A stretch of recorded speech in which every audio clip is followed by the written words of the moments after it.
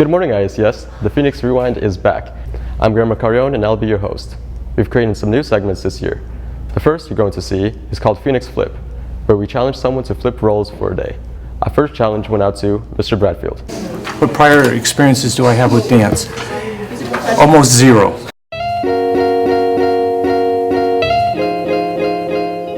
I have an actual choreography with music planned today. Hopefully they listen to what I have to say in terms of instruction, they can follow it, and we can actually have a dance performed today. I need a hero until the edge of the night.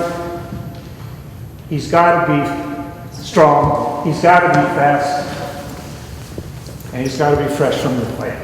Left, right, left. Mean it.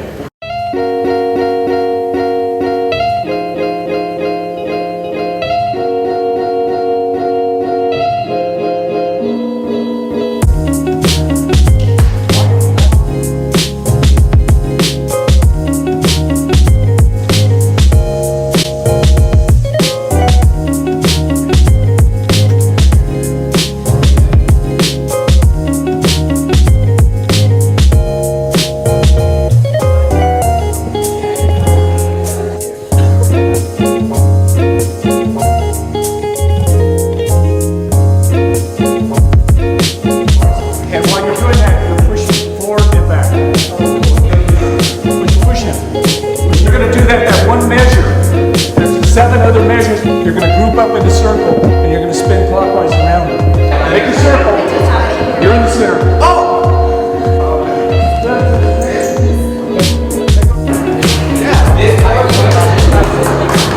We're working with this.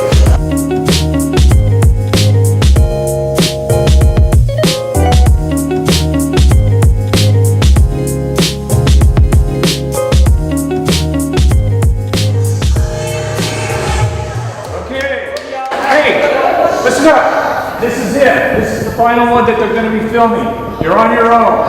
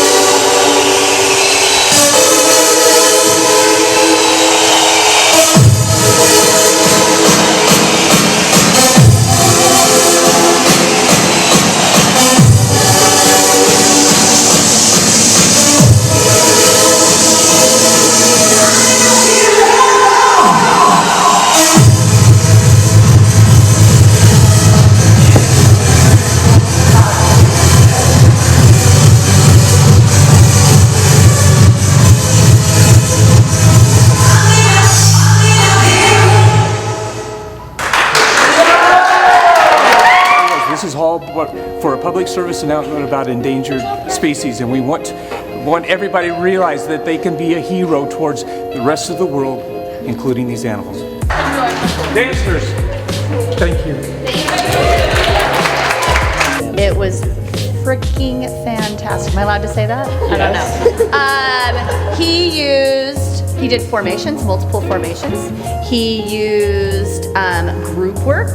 He used roll-offs. He had lots of different pathways in it. It was very musical.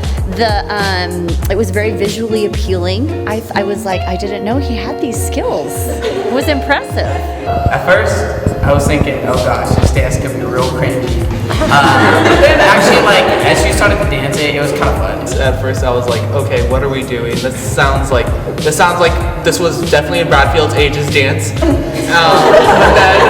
But then I started to wonder, and then I was in the center of the dance, and I was like, okay, this sounds more like hero versus villain kind of thing. This is pretty cool.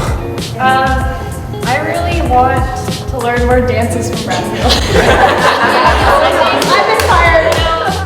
The problems was me communicating what I wanted to happen without having the terminology of dancers. So that was the main concern. What would you think of starting your own after-school dance team? I don't think that's I going think to it's be... a good idea. Hi, I'm Cody Loper and I'm your secretary for Student Senate. On September 1st, Clint Pulver came to visit IACS and put on an assembly for the students. He talked to the students about his life, providing advice when picking future careers, and performed an awesome drum solo dedicated to his old teacher, Mr. Jensen, and to our school. Christina calls me up, she's like, yo, we got these sweet, dope, wave-rocking, amazingly talented kids in Nampa, like, will you come speak? And I was like, listen, I'm really busy. She said, no, you don't understand. Like, these kids are amazing. I was like, okay, I'm in. The assembly was very motivational. It motivated me to work harder. I learned to be motivated and get off your butt and do something if you want it. All of a sudden, I kid you not, out of nowhere, I hear this. It was not more than 5 minutes. I learned to live each day like it was your last.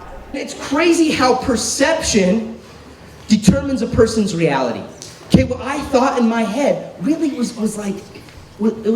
He talked about the kid's dad dying, and then the dad finally got to see one of his football games, and that kind of brought me back to my mom passing, and going and doing my clogging competitions. It's something that I did with her. She was always there with that, and so now she is always there, always gets to see.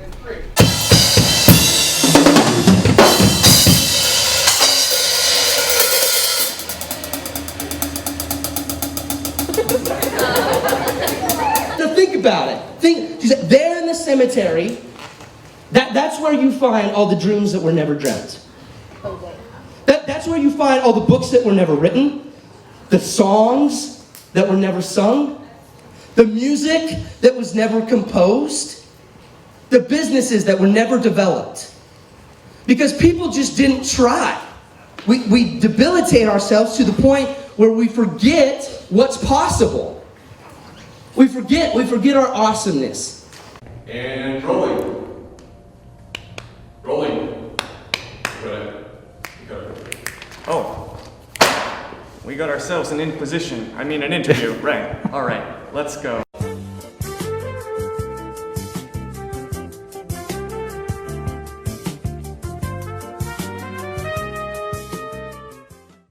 Hi, I'm Dakota Letterman. This is Between Two Trees. I'm going to ask you some questions about the uniform policy. Is that all right? Sure, but All I right. think it's called Between Two Ferns. Between two trees. Okay, It's between two trees. what about 2 feni? What? Yeah. I'm asking the questions. I heard from a little birdie that you were going to leave the teaching profession entirely. Gone. No. What? No, You're not. I am not. You are now an administrator. I am a part-time administrator, part-time teacher. That's wishy-washy. We can't have that. You telling me? You should see my schedule. Are you still working that night shift at Albertsons? I don't understand. I am not. I actually switched to jump time. It's a trampoline place over here. It's not Albertsons. No, For reference, jump time, administrator, and teaching. correct. No, you're not. All right. This uniform here, this little getup, I don't understand. Yes. It's beautiful. It's Boy Scouts of America. You were in Scouts when you were younger. I was, and I'm in Scouts now that I'm older. Some might say I'm a man Scout. Okay. The uniform is present for the purpose of demonstrating this idea of belonging. So I belong to, or a member of, the Boy Scouts.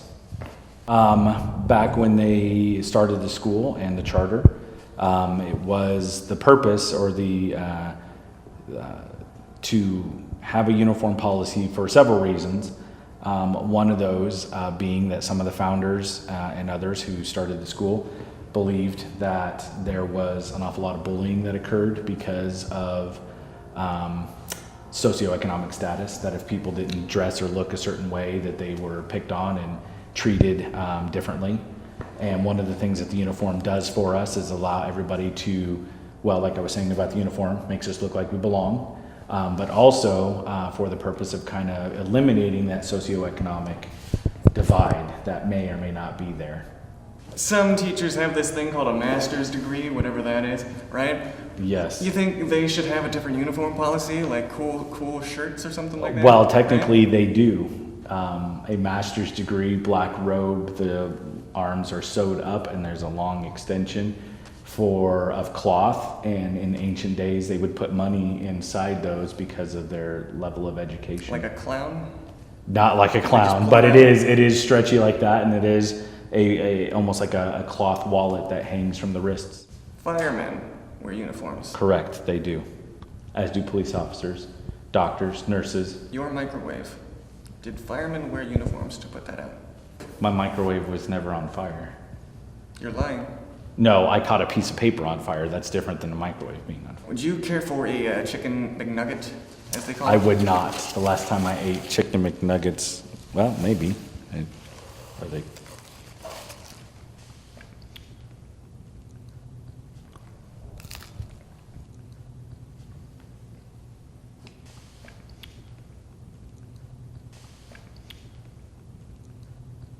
Who supports the uniform policy more, you or Miss McGrath? I think we both equally support the uniform, but it is about belonging, and there's a lot of statistical data out there that says that kids that wear uniforms do better in the classroom. There's less distractions, which means there's less time for the teachers to have to be worried about uniform, and more time that they can dedicate to the actual subject that they're teaching. And not to mention, they tend to do better on standardized testing as well, probably due to that focus. So the uniform policy states that we have 3 different pairs of pants, right? Correct. 3 different colors? Yes. Would you say, in a sense, that that would actually be a triform policy? A triform policy, 3? I guess, but then if you throw on there all the other types. Our belief that if we look the same, we should probably smell the same. So we've got here, if I were to look real close, we've got Hawaiian and we've got Japanese cherry blossom. I personally prefer the Japanese cherry blossom. I think we're done. No, I'm good. Hawaiian. No.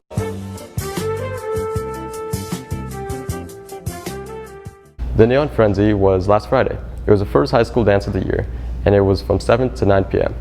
This dance was a fundraiser for the Student Senate.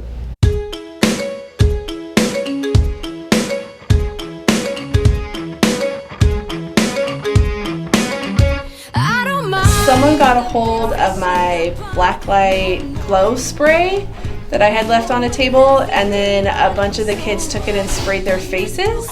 So when they stood under the black light, it just is a bright, shining white mask.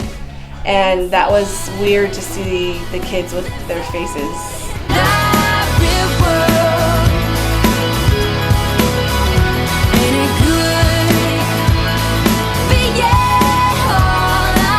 My favorite part of Neon Frenzy is dancing with people and just dances in general.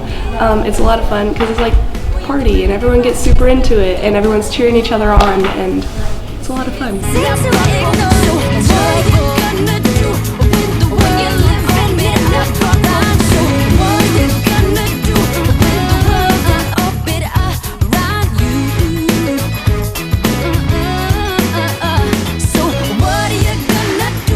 I liked Misery Business. That was really fun because it was like punk rock, man, and it was just really energetic and cool. I love that one. Yeah, that was my favorite show to listen to. Misery Business. I think it was the rock band performance. It really helped hype up the dance, and the dance after the rock band performance was a lot more excited, and the kids were a lot more pumped up. In Germany we don't have school dances, so we go in clubs instead, and they dance a little bit different.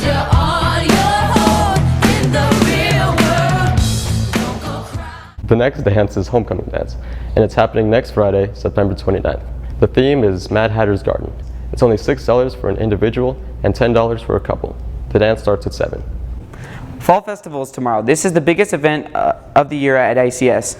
We have games, activities, performances, food, and lots of fun. This year, the Fall Festival is at Lakeview Park and it's from 5 to 8. Bring some money, bring your friends, and we'll see you there. That's all for this week, and I'm Cody Loper, and you've been watching the Phoenix Rewind.